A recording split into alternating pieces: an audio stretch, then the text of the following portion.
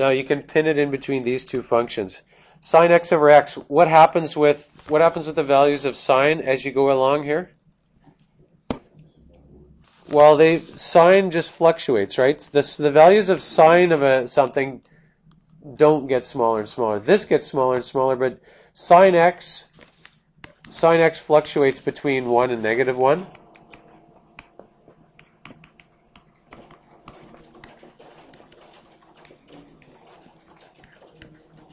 Okay, 1 and negative 1. Or if you want to write it with symbols, sine x is always less than or equal to 1, and it's always greater than or equal to negative 1.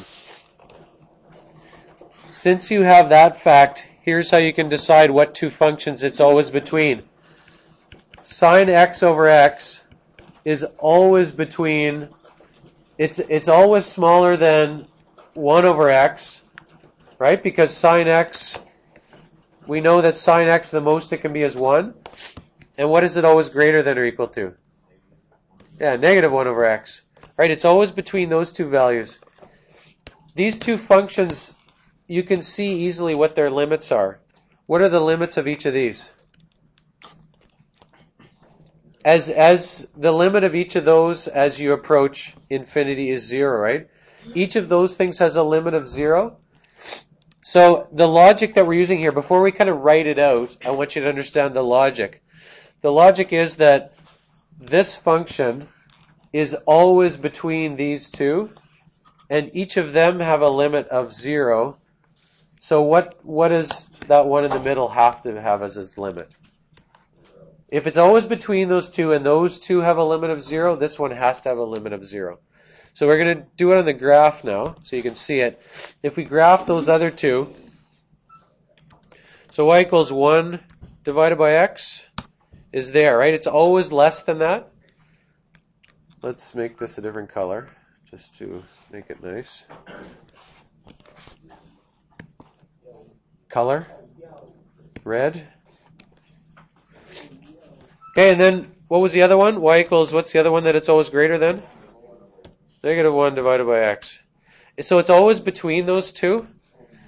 You're squeezing that function in between two where you know the limit. 1 over x is easy to see that, 1 over a bigger and bigger number is a smaller and smaller number, so you know its limit.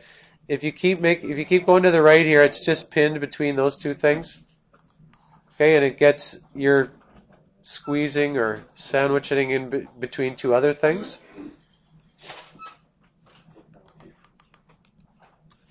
Maybe we can take a picture here so you can write on it. I would put that picture down somewhere that it shows the other two functions in your notes.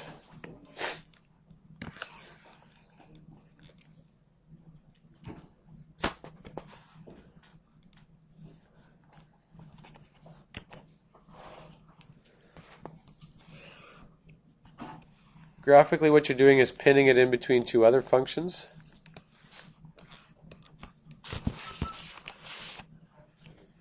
Okay, so in other words, sine x over x, okay, is always between those other two.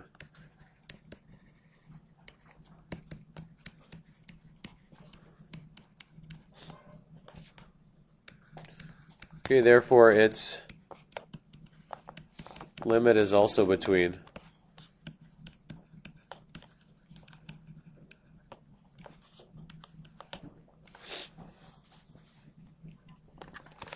So if you start with this statement here,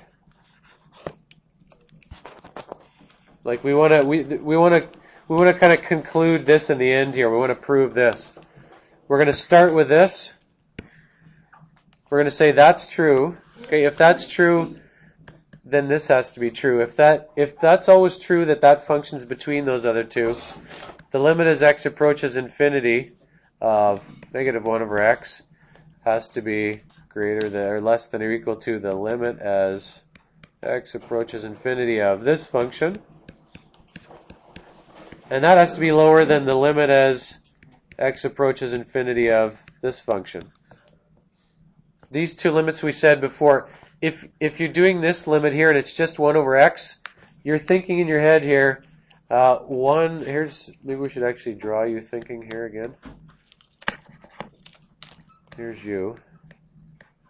and you're thinking about limits. Well, because you're thinking, it's hard. No, as soon as you just think about the right thing, then you're going to smile. So you're thinking 1 over infinity. Actually, negative 1 over infinity. What is that kind of like? That's going to be 0, right? That's what you're thinking. It doesn't equal 0. You can't evaluate this, but you're thinking. So when I write down negative 1 over infinity, what I mean is if you make that bigger and bigger on the bottom, more and more negative actually, it's going to become 0. If this is 0, this one's the harder one to see instantly what it is because it's a function on the top and the bottom. But you're saying, and similar reasons there, and then now we have to make it so you're smiling.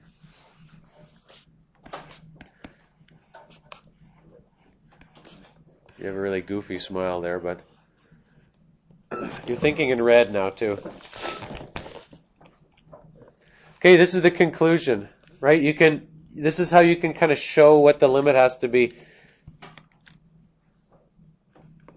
Just make sure you understand the logic and not necessarily what I'm supposed to write here. The logic is if you can show that it's always between two things that you know, and it just has to do with the fact that sine fluctuates between 1 and negative 1, so it has to be between those two functions.